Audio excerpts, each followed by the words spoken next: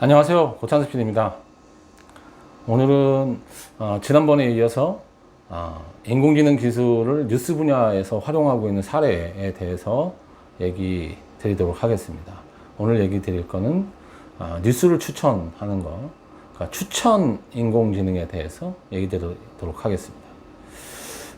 지난번에 이제 그 추천하고 그 다음에 이제 그 차단, 그러니까 유해 컨텐츠를 차단하는 거, 이거를 다 이제 필터링이라고 한다고 얘기를 좀 드렸습니다. 그래서 이제 두 개를 구별하기 위해서 이제 유해 컨텐츠를 차단하는 그런 필터링을 이제 컨텐츠 필터링이라고 그렇게 부른다고 얘기를 좀 드렸고, 그 다음에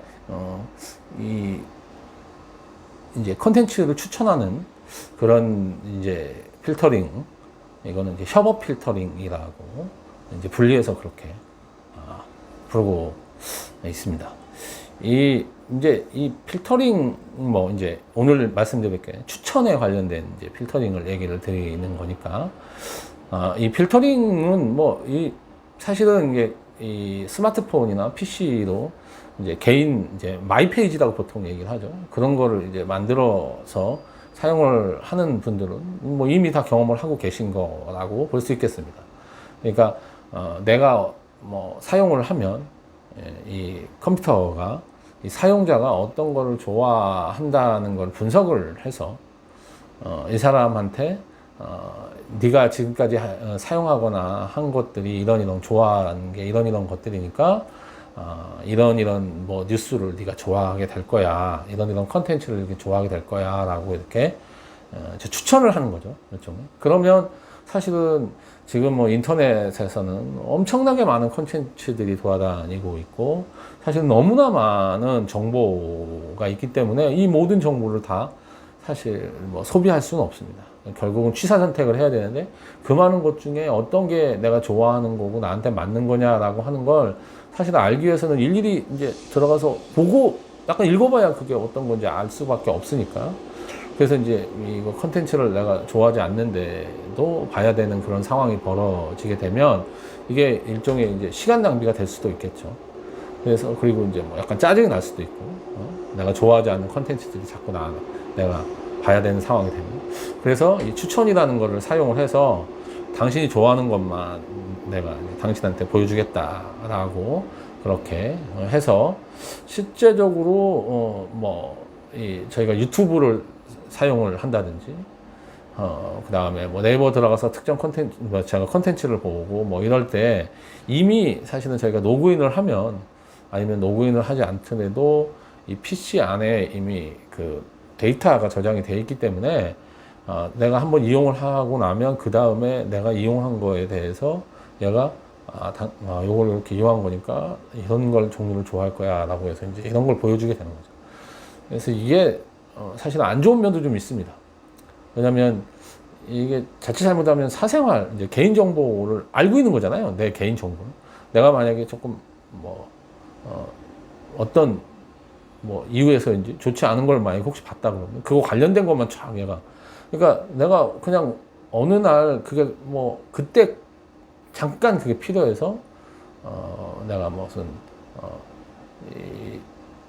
곡괭이 이런 거에 대해서 이제 검색을 했다, 말도 안 되지만, 그럼 그 다음부터 자꾸 곡괭이에 관련된 걸 내가 좋아하는 줄 알고 곡괭이에 관련된 걸 보여주거나 이렇게 하는 경향이 되거든요. 그러니까 사실은 이게 꼭 좋은 것만은 아니라는 생각 듭니다. 그러니까 굉장히 정교해야 되겠죠. 내가 진짜 좋아해서 한 거랑 그렇지 않은 거를 잘 구별해서.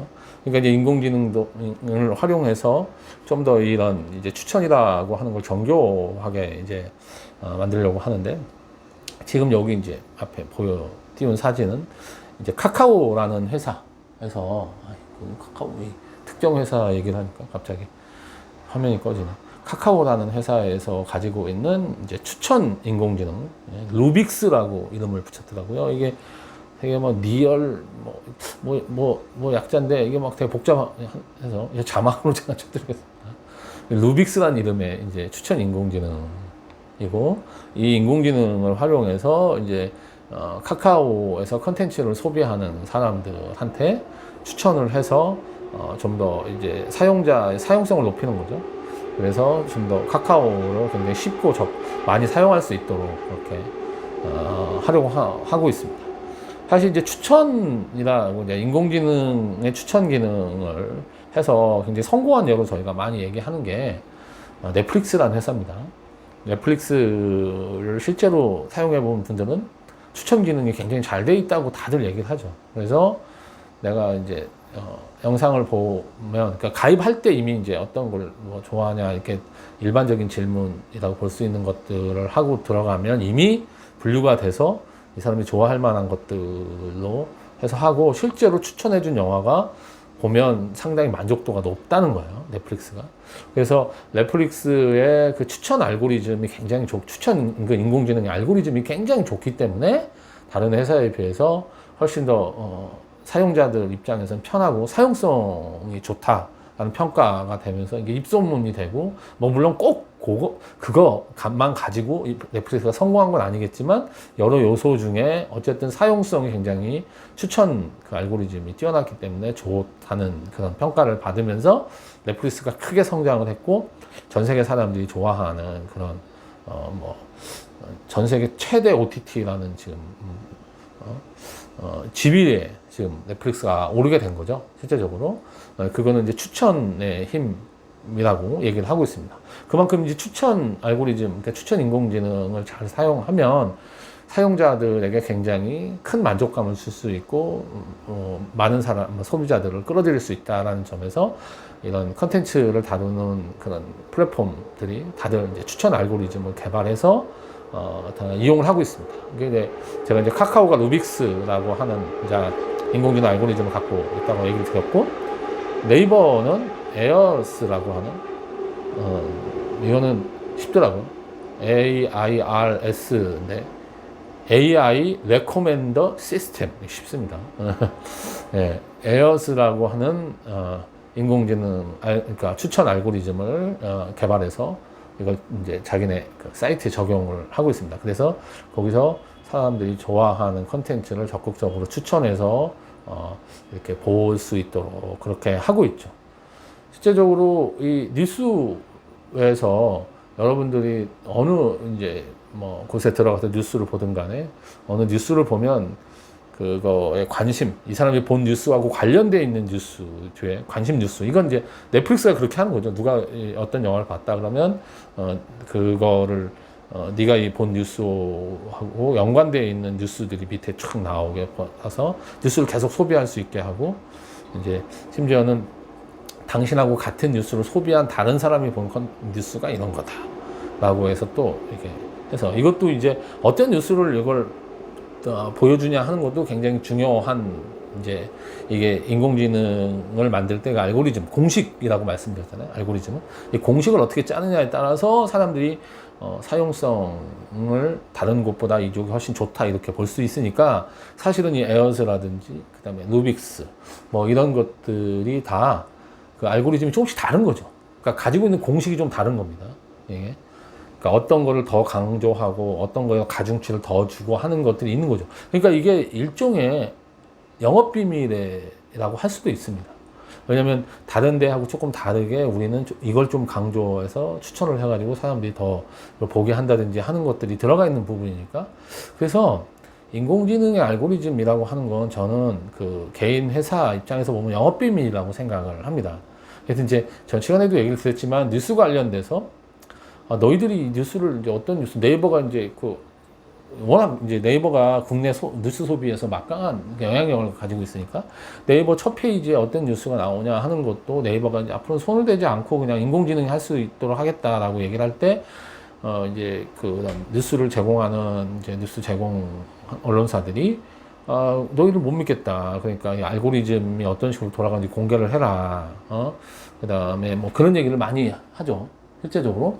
근데 이제 알고리즘을 공개한다는 거는 그 기업 입장에서 보면 자기들이 열심히 연구한 그런 것들을 세상에 공개를 그냥 해야 되는 거니까, 이게 완전히 알고리즘을 공개하기는 쉽지 않은 거죠. 뭐 알고리즘의 그 특정 부분, 관심 있는 부분만을 뭐 이렇게 공개한다든지, 그리고 알고리즘을 공개한다고 해도 진짜 전문가가 아니면 사실은 이 알고리즘을 보고 이게 알고리즘이 어떻게 됐다는 걸 이해하기가 쉽지는 않은 것 같습니다. 그러니까 이제 알고리즘, 사람들이 그 어떻게 선정이 되느냐 하는 부분에 대해서 혹시 편견이 들어갈 수도 있으니 그걸 이제 감시하는 차원에서 알고리즘이 공개돼야 된다는 부분이라서 일정 정도 알고리즘이 공개되는 부분이 필요할 수도 있겠지만, 이게 또 영업 비밀이라고 할 수도 있고, 그쪽에서 열심히 연구해서 뭔가 자기들이 다른 데하고 다르게 특화돼서 만들어내서 이걸 소비자한테 이 하나의 자신들의 영업 무기로 이제 활용을 하는 건데, 이 부분을 완전 공개하라고 하는 거는 조금 이게 뭐 플랫폼 사업자 입장에서는 적극적으로 이제 방어를 할 수 있다고 생각은 듭니다.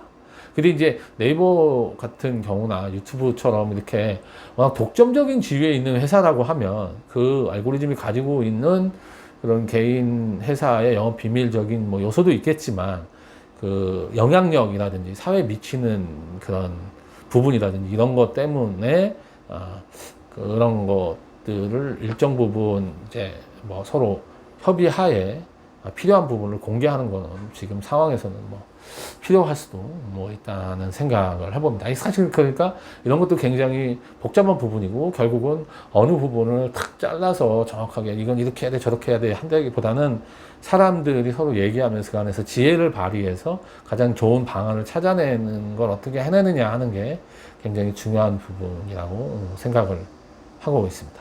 예, 오늘은 이제 뉴스 쪽의 인공지능 활용 기술 중에 추천 인공지능 얘기를 들었는데, 그 인공지능 전에 인공지능 기술이 그 알고리즘 뭐 방식에 따라서 여러 가지가 있습니다. 근데 이제 전에 이제 유해 콘텐츠를 차단하는 거기에 이제 활용이 되는 인공지능은 이제 CNN이라고 제가 불렸잖아요. 그게 하는데 여기는 RNN이라고 불리는 그 방식을, 인공지능 방식을 사용합니다. 이 RNN이라고 하는 방식은 뭔가 그 순차적인 게 들어가 있는 그런 것들을 인공지능이 분석을 해서 할 때 이제 이게 효과가 이제 좋다라고 해서 RNN이라고 하는 방식으로 사용을 하는데, 이거는 이제 왜냐면 이 차단이라고 하는 건 유해하냐 안 하냐를 판단을 해서 이제 내는 거지만, 이 이제 컨텐츠 추천한다고 하는 거는 이 사람이 전에 어떤 걸 썼고 뭘 하고 하는 거를 이제 쭉 이제 봐야 되는 거잖아요. 어떤 게 있는가. 그러니까 순차적인 부분이 좀 들어가 있는 거겠죠, 이게. 그래서 이게 뭐 이제 CNN이나 RNN이나 하는 부분을 아주 깊게 들어가면 되게 복잡한 영역이라서 솔직히 저도 아주 깊숙이는 뭐 잘 알지 못하는 부분이 있지만, 이게 알고리즘을 연구를 할 때 이제 그 용어가 CNN이라는 용어도 나오고 RNN이라는 용어도 나오니까, RNN이라고 하는 용어가 나오면 이거는 약간 뭔가 그 컨텐츠들이, 분석해낸 컨텐츠들이 순차적인 부분이 꼭 필요한 그런 부분에서는 RNN이라고 하는 알고리즘 얘기가 나오는구나 라고 하는 정도만, 저도 뭐 그 정도밖에 모릅니다. 정도만 알고 계셔도 이게 나중에 인공지능 관련된 그런 문헌이나 책을 볼 때 훨씬 유의미하게, 이게 의미 있게 여러분들이 책을 볼 수 있을 거라고 생각이 들어서 갑자기 생각이 나서 얘기를 드렸습니다. 예, 오늘은 이만 줄이고 다음에 또 이 뉴스 분야의 콘텐츠 활용 사례 또 다른 얘기로 또 찾아뵙도록 하겠습니다. 예, 다음에 뵙겠습니다.